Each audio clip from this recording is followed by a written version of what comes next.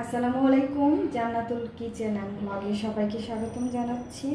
আজ আমি আপনাদের বারবিকিউ তৈরি করে দেখাবো। এর জন্য এখানে আমি মুরগির লেগ পিস নিয়ে নিয়েছি 4টা, আর মুরগিটাকে আমি ভালোভাবে ধুয়ে নিয়েছি। তারপরে এইভাবে কেটে নিয়েছি চাকু দিয়ে, যাতে সব মশলাগুলো সুন্দরভাবে মুরগির ভেতরে ঢোকে। তো আমি একটা মশলা তৈরি করব এটা ম্যারিনেট করার জন্য। তো আমি এখানে একটা বোলের মধ্যে 1 টেবিল চামচ পরিমাণ লেবুর রস দিয়ে দিলাম, আর এখানে শুকনো মশলার মধ্যে আছে 1 টেবিল চামচ পরিমাণ ভাজা জিরার গুঁড়া, 1 টেবিল চামচ পরিমাণ শুকনো মরিচের গুঁড়া, 1 টেবিল চামচ পরিমাণ ধনিয়ার গুঁড়া, 1/2 টেবিল চামচ পরিমাণ গরম মশলার গুঁড়া,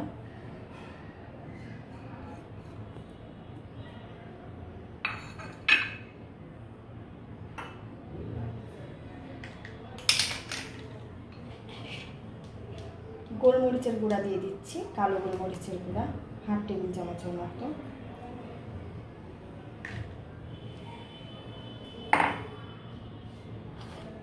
এখানে আছে 1 টেবিল চামচ পরিমাণ আদা বাটা আর 1 টেবিল চামচ পরিমাণ রসুন বাটা।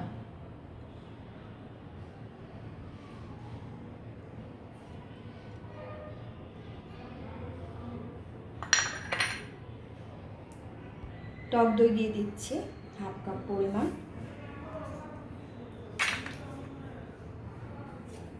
লবণ দিয়ে দিব স্বাদ মতো, আর এখানে আমি বারবিকিউ সস নিয়েছি, এটা আমি দিয়ে দিচ্ছি 2 টেবিল চামচ পরিমাণ।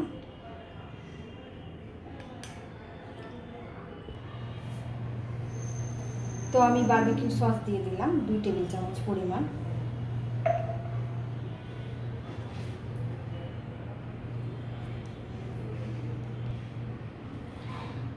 তো সব মশলাগুলোকে খুব ভালোভাবে মেখে নিচ্ছি।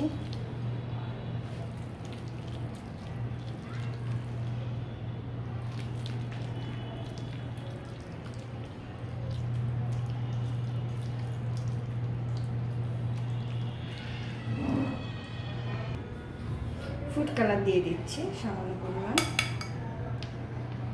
এতে করে বারবিকিউ চিকেনের উপরে সুন্দর একটা কালার আসবে। আর এখানে আমি সরিষার তেল দিয়ে দিচ্ছি 1/4 কাপ।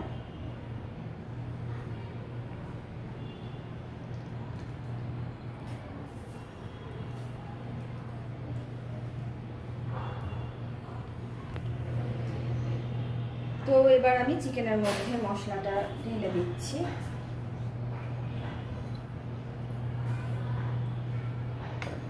তারপরে খুব সুন্দরভাবে মাখিয়ে নেব।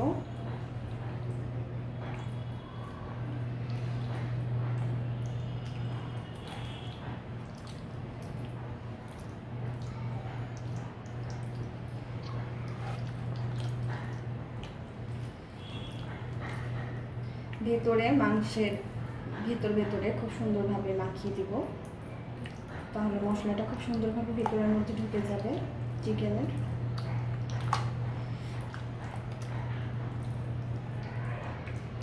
আর চিকেনটাকে এমনভাবে কাটতে হবে যেন হাড় পর্যন্ত আর কি কাটাটা হয়।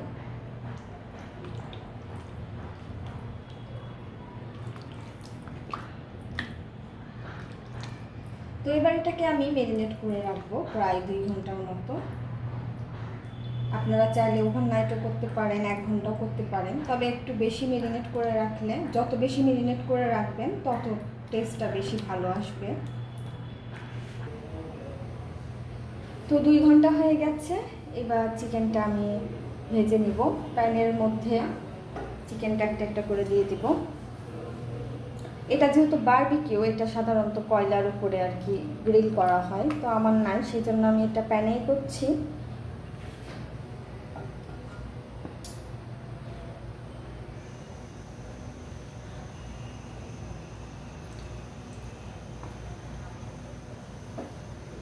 তো দুইটা করে আমি ভেজে নিব।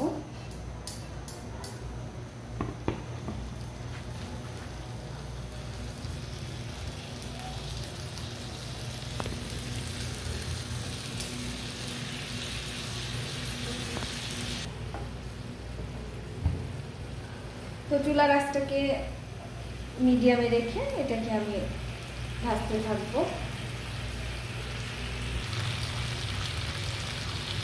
তো দেখতেই পাচ্ছেন আমি 2টা প্যানে কিন্তু চিকেনটা ভেজে নিচ্ছি। আর আমি এটাকে ঢাকনা দিয়ে এপাশ ওপাশ উল্টে পাল্টে ভেজে নিচ্ছি। এতে করে এটা সিদ্ধ হবে, আবার এটা হয়ে আসবে। তো এটা প্রায় কিন্তু হয়ে এসছে, আর একটু পুরা পুরা হবে। তো আমি পর্যায়ে চুলার আঁচটা একটু কমিয়ে দিয়েছি।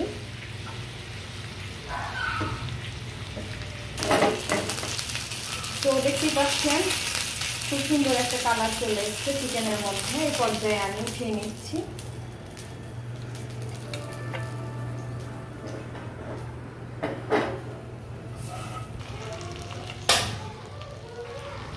তো আমি সব বারবিকিউ চিকেনগুলো ভালোভাবে ভেজে নিয়েছি। দেখতেই পাচ্ছেন খুব সুন্দর একটা কালার চলে এসছে চিকেনের মধ্যে। আর আমি একটা বড় সাইজের কয়লা ভালোভাবে পুড়িয়ে নিয়েছি। এই কয়লাটার স্মোকি ফ্লেভারটা এর মধ্যে দিব, যেহেতু এটা বারবিকিউ। আর এরকম একটা সুন্দর ফ্লেভার না বের হলে এটা কিন্তু খেতে ভালো লাগবে না। তো এটার উপরে সামান্য পরিমাণে একটু তেল দিয়ে দিব, তেল অথবা ঘি। তো আমি একটু সরিষার তেল দিয়ে দিচ্ছি।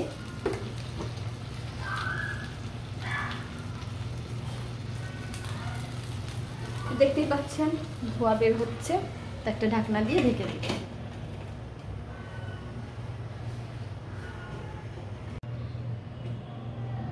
তো আমার বারবিকিউটা হয়ে গেছে, এবার এটা আমি সার্ভ করছি।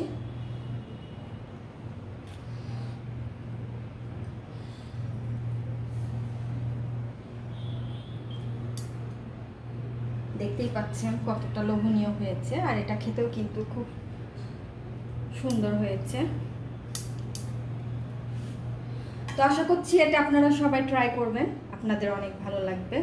আর আমার এই রেসিপিটি ভালো লেগে থাকলে আমার চ্যানেলটিতে সাবস্ক্রাইব করুন, সাবস্ক্রাইব বাটনের পাশে থাকা বেল আইকনটিতে ক্লিক করুন। এতে করে আমার নিত্য নতুন সব রেসিপিগুলো আপনারা খুব সহজেই পেয়ে যাবেন। খোদা হাফেজ।